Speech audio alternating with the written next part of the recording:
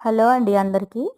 ఈరోజు అన్ని మొక్కల కోసము బాగా యూజ్ అయ్యే మంచి లిక్విడ్ ఫర్టిలైజర్ ఒకటి చేసుకుందాము. ఇది ఎండిపోయిన ఆవు పేడ అండి.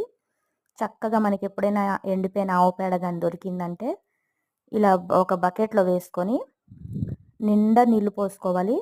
వర్షం పడినప్పుడైతే ఇంకా మంచిది. వర్షం నీళ్ళు అయితే అసలు సూపర్ ఫాస్ట్గా పెరుగుతాయి ఏ మొక్కలైనా సరే. ఈ ఆవు పేడలో వేసేసి ఒక్క 3 రోజులు వదిలేసి వేసుకుంటే అవకాశం లేనప్పుడు మామూలు నీళ్ళు కూడా వేసుకోవచ్చు. ఇలా నిండా నీళ్లు వేసేసుకొని 3 రోజులు లేకపోతే 2 రోజులు వదిలేయాలి.